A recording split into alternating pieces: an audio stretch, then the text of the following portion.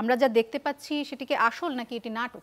যিনি বলছেন তিনিও পুরনো রাজনীতিবিদ, যারা শুনছেন বা যিনি কমেন্ট করেছেন তিনিও পুরনো রাজনীতিবিদ। একটু যদি ব্যাখ্যা করেন যে কোনটা নাটক, এই যে গণভোট নিয়ে যে জামায়াত বিএনপির মধ্যে যে এক ধরনের মতানৈক্য, পাল্টাপাল্টি অবস্থান, জুলাই সনদ বাস্তবায়ন নিয়ে যে পাল্টাপাল্টি অবস্থান, এবং তারপরে সরকার যে সময় বেঁধে দিল এবং সেটি নিয়ে যে দুই দল পাল্টাপাল্টি বক্তব্য দিচ্ছে, এগুলো কি নাটক? হয়তো বা সেটা জনসংযোগেরই একটা চেষ্টা তাদের, কিন্তু এটা ভাষাটা কিন্তু বেশ উস্কানিমূলক। বিএনপি মহাসচিব আজ ঠাকুরগাঁয়ে কথা বলেছেন এবং সেখানে তিনি বলেছেন যে দেশের যেসব সংকট দেখতেছেন এগুলো সব তৈরি করা, এগুলো নাটক। একটু যদি ব্যাখ্যা করেন যে কোনটা নাটক, এই যে গণভোট নিয়ে যে জামায়াত বিএনপির মধ্যে যে এক ধরনের মতানৈক্য, পাল্টাপাল্টি অবস্থান, জুলাই সনদ বাস্তবায়ন নিয়ে যে পাল্টাপাল্টি অবস্থান, এবং তারপরে সরকার যে সময় বেঁধে দিল এবং সেটি নিয়ে যে দুই দল পাল্টাপাল্টি বক্তব্য দিচ্ছে, এগুলো কি নাটক? আপনাকে অনেক ধন্যবাদ। আমি শুভেচ্ছা জানাচ্ছি আমার সম্মানিত সহ-আলোচকদের এবং যারা শুনছেন তাদেরকে। দেখুন, তিনি এই বক্তব্যটা দিয়েছেন একটা জনসভায়। জনসভার বক্তব্য একেবারে ওয়ার্ড টু ওয়ার্ড যদি আমরা ট্রান্সলেট করার চেষ্টা করি ওটা রং হয়ে যায়, কিন্তু এটার যে জিএস্ট সেইটা নিয়ে এইভাবে বলার সুযোগ আছে যে রাজনৈতিক দলগুলো, ভিন্ন ভিন্ন রাজনৈতিক দল বা ডিফারেন্ট অ্যাক্টার্সদের মানে তাদের সিদ্ধান্ত, তাদের রাজনৈতিক অবস্থান এবং তাদের চাওয়া অনুযায়ী কিন্তু এই সংকটটা তৈরি হয়েছে।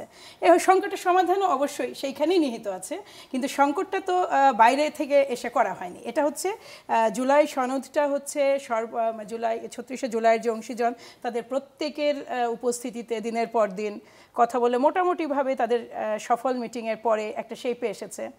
জুলাই সনদ বেশ ঢাকঢোল পিটিয়ে স্বাক্ষরও করা হয়েছে। সেই স্বাক্ষর করেছেন যে জুলাই ঐকমত্য কমিশন, যেটা প্রধান স্বয়ং ডক্টর ইউনূস। সেখানে যেই ডকুমেন্ট, যেটা একটা বই আকারে এখনও পাওয়া যায় জুলাই সনদ বলে, সেইটার সাথে যেটা সরকারকে পেশ করা হয়েছে, দুইটা হুবহু এক নয়, সেখানে কিছু সংযোজন বিয়োজন আছে। এখানে সেই বিষয়গুলো নিয়ে বাংলাদেশ জাতীয়তাবাদী দল দ্বিমত আছে, জামাতে ইসলামী ভিন্নভাবে ভাবছে এনসিপি। ফলে আপাত দৃষ্টিতে একটা সংকট, রাজনৈতিক সংকট তো আমরা দেখতেই পাচ্ছি।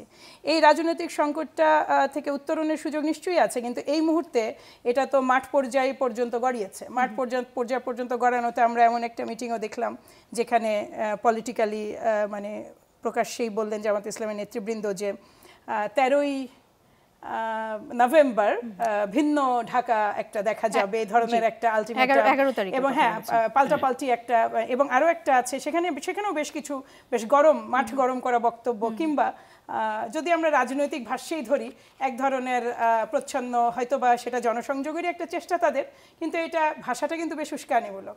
তো এই যে এগুলো সব কিছু মিলিয়েই হয়তো আমাদের সম্মানিত মহাসচিব তার নির্বাচনী বক্তব্যে, তার নির্বাচনী আসনে, জনসভায় তিনি এই বক্তব্যটা কোট করেছেন। জি, আমি যেটি বুঝতে চাচ্ছি, আপনি সংকটের কথা বলেছেন, কিন্তু এই সংকট কি আমরা যা দেখতে পাচ্ছি সেটি কি আসল নাকি এটি নাটক, সেটি আসলে জানতে চাচ্ছি। কারণ উনি বলেছেন যে এগুলো সব দেশে যেসব সংকট দেখছেন এগুলো সব তৈরি করা, এগুলো নাটক। এটি কি জামাত বিএনপির মধ্যে যে শব্দটা আপনাকে হুবহু ধরতে অনুরোধ করব, যে হুবহু ট্রান্সলেট করবেন না। যেটা আপনি বলতে চাইছেন যে দেখুন, নির্বাচন যখন এগিয়ে আসে তখন নানা রাজনৈতিক দলের নানা মতপথ থাকে, নানা ধরনের দাবি দাওয়া থাকে। সব দাবি দাওয়া প্রকাশ্যে যা দেখছেন, শিশিরমণি ভাই তো এখানে উপস্থিত আছেন, ওনারা তো 5টা দাবি নিয়ে ঘোষণা দিয়েছেন মাঠে থাকার। 5টাই কি তারা আসলে সিরিয়াসলি চান, না 2টা বা 1টা চান, কিংবা এই 5টার বাইরে অন্য কোনো চাওয়া উজ্জ্ব আছে? রাজনীতির মাঠটা আসলে সব কিছুই তো প্রকাশ্য হয় না দোলা। সেখানে প্রেশার তৈরি করার সুযোগ থাকে, সেখানে বিভিন্ন দল তাদের শক্তি প্রদর্শন করে, বিভিন্ন দল চেষ্টা করে তাদের লেভারেজটাকে স্ট্রঙ্গার করার।